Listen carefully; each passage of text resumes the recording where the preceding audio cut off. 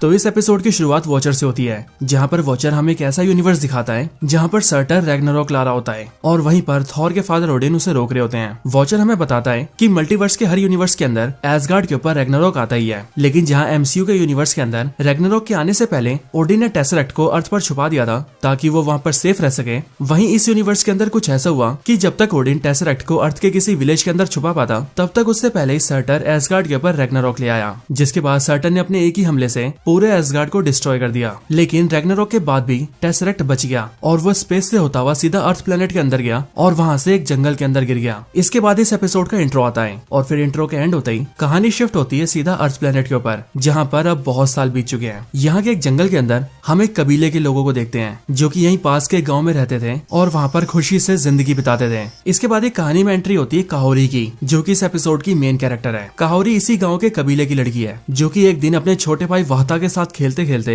सीधा गांव के पास के जंगल में चली जाती है। जंगल में काफी अंदर आने के बाद काहोरी को वहाँ पर एक स्केलेटन दिखता है, लेकिन फिर काहोरी का भाई वाहता उस स्केलेटन को देखकर काहोरी से कहता है कि हमें यहाँ से आगे नहीं जाना चाहिए, क्योंकि गांव के बड़े बुजुर्ग हमेशा से ही कहते हैं कि बीते वक्त के अंदर इन जगहों पर बहुत सी लड़ाइयाँ हुई है और ये सारे स्केलेटन्स उन्हीं लोगों के हैं। इसके साथ ही वो दोनों ये बातें भी करते हैं कि इस पूरे जंगल के इलाके को उनके लोग श्रापित कहते हैं, और ऐसा इसीलिए क्योंकि यहाँ पास में एक नदी है जो कि सबसे छुपी हुई है, यानी कि एक फॉरबिडन लेक, और इसीलिए कोई भी उस नदी को आसानी से ढूंढ नहीं पाता। लेकिन बीते सालों के अंदर जिसने भी उस नदी को ढूंढा है वो उस नदी से कभी वापस नहीं आ पाया। लेकिन सभी गांव वालों का ऐसा मानना है कि उस नदी के अंदर ऐसी ताकत है जो कि उसके अंदर जाने वाले व्यक्ति को सीधा स्काई वर्ल्ड में ले जाती है, यानी कि आसमानी दुनिया के अंदर। और इसीलिए बीते सालों में बहुत से लोगों ने यहाँ पर आकर लड़ाइयाँ की और उस नदी के ऊपर कब्जा करने की कोशिश की, लेकिन सही मायनों में नदी का राज क्या है ये आज तक कोई नहीं बता पाया, क्योंकि जो भी नदी के पास गया वो वापस कभी लौट के नहीं आया। इसके बाद काहोरी और वाहता जैसे ही जंगल में थोड़ा और अंदर जाते हैं, वैसे उन्हें गोली चलने की आवाज सुनाई देती है, जो आवाज उनके गांव के पास से आ रही होती है, और इसीलिए वो दोनों सीधा अपने गांव के पास जाते हैं। लेकिन गांव के पास आते ही वो दोनों ये देखते हैं कि उनके गांव के ऊपर हमला हुआ है और बाहर से आए बहुत से लोगों ने उनके गांव को जलाकर उनके लोगों को बंदी बना लिया है। वो दोनों ये सब देख ही होते हैं कि तभी एक आदमी उन दोनों को देख लेता है और इसीलिए कुछ सोल्जर्स उनके पीछे भागते हैं। काहोरी और वाहता उन सोल्जर्स से बचने के लिए सीधा जंगल में वापस भागते हैं और वो सारे सोल्जर्स उनका पीछा करते हैं। भागते भागते वो दोनों अचानक से गड्ढे में गिर जाते हैं, लेकिन गड्ढे में गिरने के बावजूद भी वो लोग रुकते नहीं है और वो लोग और अंदर की तरफ भागते हैं। लेकिन फिर वहाँ से थोड़ा दूर भागते ही उन दोनों को एक ऐसी नदी दिखती है जो कि नीले रंग में चमक रही होती है, और इसीलिए उस नदी को देखते ही काहोरी ये समझ जाती है कि यही फॉरबिडन लेक है, यानी कि वो जादुई नदी जिसके अंदर से आज तक कोई वापस नहीं आ पाया। और उसके गाँव के बहुत से लोग बीते सालों में इस नदी के आसपास आकर ही गायब हो चुके हैं। बट वो दोनों वहाँ पर बातें कर ही रहे होते हैं कि तभी उनके पीछे से वहाँ पर सोल्जर्स आ जाते हैं, जिनसे बचने के लिए वो दोनों साइड में छुप जाते हैं। लेकिन यहीं पर जब काहोरी को ऐसा लगता है कि वो सोल्जर वाहता को मार देगा, तभी वो उसे बचाने के लिए उस सोल्जर के ऊपर पत्थर फेंकती है। बट तभी वहाँ पर एक दूसरा सोल्जर आता है और वो काहोरी को गोली मार देता है, लेकिन गोली लगते ही सीधा काहोरी उसी लेक के अंदर गिर जाती है। नदी में थोड़ा अंदर गिरते ही काहोरी को वहाँ पर एक नीली सी चमकती हुई चीज दिखती है, जो कि काहोरी को सीधा अपनी तरफ खींच लेती है और एक पोर्टल के जरिए काहोरी को एक दूसरी जगह पर भेज देती है। इस नई जगह पर आते ही काहोरी की मुलाकात अथारक्स नाम के एक आदमी से होती है, जो कि वैसे देखने में तो उसके कबीले के आदमी जैसे ही लग रहा होता है, बट अथारक्स की आंखें और उसकी बॉडी नीले रंग में चमक रही होती है। इसके बाद ही यहीं पर वॉचर अपीयर होता है और वो हमें कहानी समझाता है। वॉचर हमें बताता है कि जब रैग्नारोक के बाद टेसरेक्ट सीधा अर्थ पर आया, तब वो इसी लेक के अंदर आ गया, और क्योंकि टेसरेक्ट के अंदर स्पेस स्टोन है, इसीलिए स्पेस स्टोन की एनर्जी की वजह से वहाँ पर एक पोर्टल खुल गया, जो पोर्टल सीधा एक दूसरी दुनिया से कनेक्ट हो गया, एक दूसरे स्पेस वर्ल्ड से।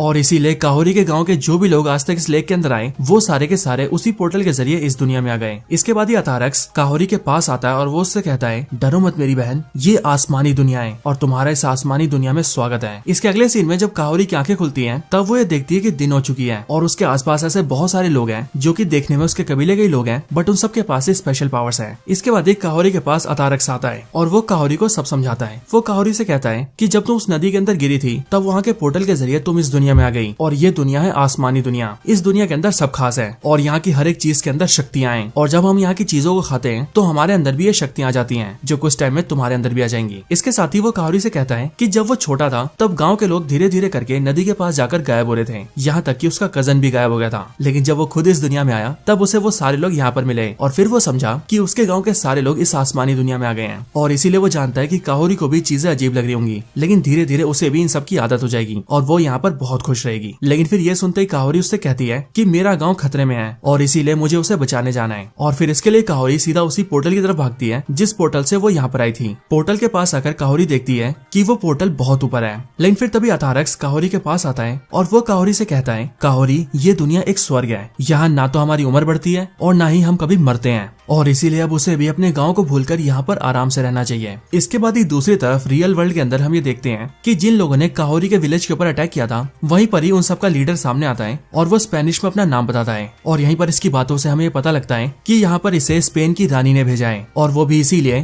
ताकि वो यहाँ पर आकर उस जादुई नदी को ढूंढ सके और उसे अपने कब्जे में ले सके, क्योंकि इन सब ने भी ये सुना है कि यहाँ पर एक ऐसी जादुई नदी है जो कि लोगों की उम्र को कम करके उन्हें जवान बना देती है। और इसीलिए इन सब ने यहाँ पर आकर काहोरी के पूरे विलेज को जला दिया है और विलेज के सारे लोगों को बंदी बना लिया है। यहीं पर इन सब का लीडर गाँव के लोगों से सवाल करता है और उनसे पूछता है कि बताओ वो जादुई नदी कहाँ पर है। लेकिन तभी उसके 2 सोल्जर्स वाहता को पकड़कर उसके पास आते हैं और वो उस कमांडर से कहते हैं कि उन्हें उस लेक के बारे में पता लग गया है और वो ये जानते हैं कि वो जादुई नदी कहाँ पर है। इधर आसमानी दुनिया के अंदर काहोरी उस पोर्टल के जरिए बाहर निकलने की कोशिश कर रही होती है, लेकिन काफी सारी कोशिशों के बाद भी वो वहाँ से बाहर नहीं निकल पाती। इसके बाद अथारक्स काहोरी को लेकर सीधा सारे गाँव वालों के साथ मिलता है और वो सभी पास के खाली जगह पर आ जाते हैं जहाँ पर काफी सारे बुल भाग रहे होते हैं। यहीं पर अथारक्स काहोरी से कहता है कि इन सभी बुल्स के बैक के ऊपर जो ब्लू कलर की चीजें चमक रही हैं, उन्हें वही हासिल करना है क्योंकि वही उनका खाना है। और फिर इसके लिए वो उसे बताता है कि उसे इन एनिमल्स के सामने नहीं आना है, बल्कि उसे साइड से उनके ऊपर जंप करना है और उस खाने को तोड़कर खा लेना है। इसके बाद काहोरी भी ऐसा ही करती है, बट काहोरी भागते भागते उन सबसे बहुत आगे निकल जाती है और फिर वो गलती से उन एनिमल्स के सामने आ जाती है। लेकिन फिर तभी काहोरी अनजाने में अपनी पावर्स को बहुत ज्यादा यूज कर लेती है, जिससे कि वो अपने सामने खड़े एनिमल को बिल्कुल पलट देती है, जिस वजह से उसके बैक पर लगे बहुत सारे टुकड़े नीचे गिर जाते हैं। और फिर हम ये देखते हैं कि काहोरी ने उन सभी में सबसे ज्यादा खाना इकट्ठा किया है, जो देखकर सारे लोग काहोरी के लिए बहुत खुश होते हैं और इन सब की वजह से काहोरी को भी बहुत खुशी होती है। इधर रियल वर्ल्ड के अंदर वो सारे लोग अपने कमांडर के साथ मिलकर उस लेक तक पहुंच जाते हैं, जहाँ उनका कमांडर बहुत सारे सोल्जर्स को पानी में उतार देता है और उनसे पूछता है कि क्या वो लोग जवान हुए। लेकिन सारे सोल्जर्स के ऊपर कोई असर नहीं होता, बट वो लोग जब तक अपने कमांडर को कोई जवाब दे पाते उससे पहले वो सारे लोग पानी के अंदर डूबने लगते हैं और एक एक करके सारे लोग डूब जाते हैं। कमांडर ये देखकर डर जाता है और वो ये फैसला लेता है कि वो उस नदी से दूर चला जाएगा और गाँव के जिन भी लोगों को उसने पकड़कर बंदी बनाया है वो उन्हें अपने साथ ले जाएगा ताकि वो उन्हें अपना नौकर बना सके।